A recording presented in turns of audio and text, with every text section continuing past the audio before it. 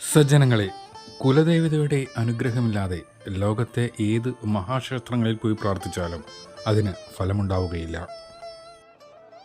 ഓരോ കുടുംബക്കാരും അവരുടേതായി ഓരോ ദേവതകളെ കുടിയിരുത്തുന്നു.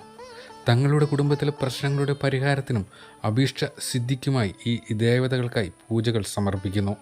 കുലമെന്നാൽ പാരമ്പര്യത്തിൽ ഊന്നി ജീവിക്കുന്ന കുടുംബത്തെയും ദേവതയെന്നാൽ ഐശ്വര്യത്തോടെ സംരക്ഷിക്കുന്ന പ്രതിഷ്ഠ ദൈവമായും ഭാരതത്തിൽ കരുതിപ്പോരുന്നു. പരമ്പരാഗതമായി ഓരോ കുടുംബത്തിനും ഇത്തരത്തിലൊരു കുലദേവത അല്ലെങ്കിൽ ആരാധനാമൂർത്തി നിലനിന്നിരുന്നു. ആ കുടുംബത്തിലെ അംഗങ്ങൾക്കും അവരെ ചുറ്റിപ്പറ്റി ജീവിക്കുന്ന ജനസമൂഹത്തിനും കുലദേവത സംരക്ഷിച്ചു പോരുന്നു. കുലദേവതയുടെ പൂജകൾ കുടുംബാംഗങ്ങൾ കൃത്യനിഷ്ഠയോടുകൂടി ചെയ്യേണ്ടതെന്നാണ് വിശ്വാസം. കാലത്തെ സംരക്ഷിക്കുന്ന ദേവത തന്നെയാണ് ആ വിധ ധർമ്മങ്ങളെയും ഭരിക്കുന്നത് അഥവാ സംരക്ഷിക്കുന്നത്. കുലം ച കുലധർമ്മം ച മാ ച പാലയ പാലയ എന്ന് ചൊല്ലു തന്നെയുണ്ടല്ലോ. അങ്ങനെ കുലധർമ്മങ്ങളെ പാലിക്കുന്നതിനാൽ പരദേവത ധർമ്മദേവതയുമാകുന്നു. കൂടാതെ ധർമ്മദേവതയ്ക്ക് വംശപാരമ്പര്യവുമായി സേവിക്കപ്പെട്ടു വരുന്ന ദേവതയെന്നാണ് ശബ്ദ താരാവലിയിൽ പറയുന്നത്.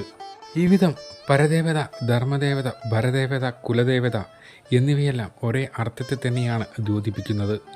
ഇനി മാതൃവഴിയാണോ പിതൃവഴിയാണോ പരദേവതയെ ആരാധിക്കേണ്ടതെന്ന് നോക്കാം. ഇവിടെ മാതാവ് വഴി പിതാവ് വഴി എന്നതിന് പ്രസക്തിയില്ല. കാരണം പൂർവിക ആചാര്യന്മാർ ധർമ്മദേവത അഥവാ പരദേവതയെ പൂജിക്കണമെന്ന് മാത്രമേ പറഞ്ഞിട്ടുള്ളൂ. മാതൃവഴിയാണോ പിതൃവഴിയാണോ എന്ന് പ്രത്യേകം എവിടെയും പറയാത്തതിനാൽ ഇത് രണ്ടു വഴിയുമുള്ള ആരാധനയ്ക്ക് പ്രസക്തിയുണ്ടെന്ന് പറയുവാൻ കഴിയും. പരദേവതയാരെന്ന് കണ്ടെത്തുവാൻ ഉത്തമനായ ഒരു ജ്യോതിഷിക്ക് കഴിയും.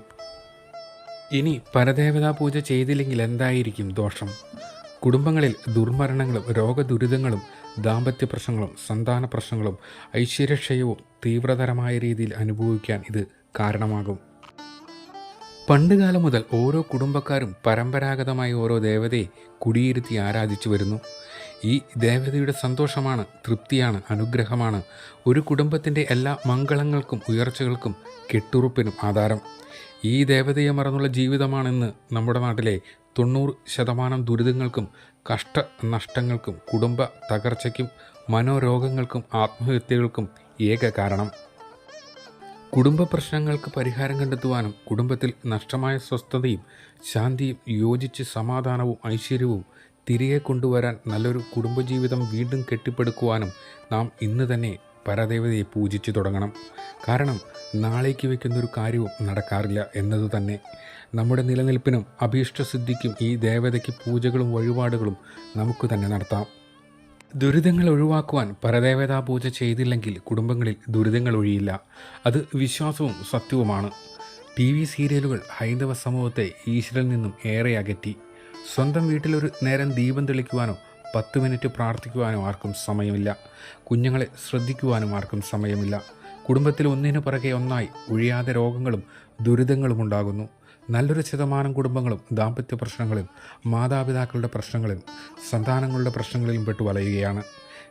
തടസ്സങ്ങളും ഐശ്വര്യക്ഷയവും നിയന്ത്രണാതീതമായി വർദ്ധിച്ചിട്ടും ആരും സത്യം മനസ്സിലാക്കുവാൻ ശ്രദ്ധിക്കുന്നില്ല. കടുത്ത ദോഷങ്ങൾ വന്നു ഭവിച്ച് അകാല മരണങ്ങളും ദുർമരണങ്ങളും വരെ സംഭവിക്കുന്നുണ്ട്.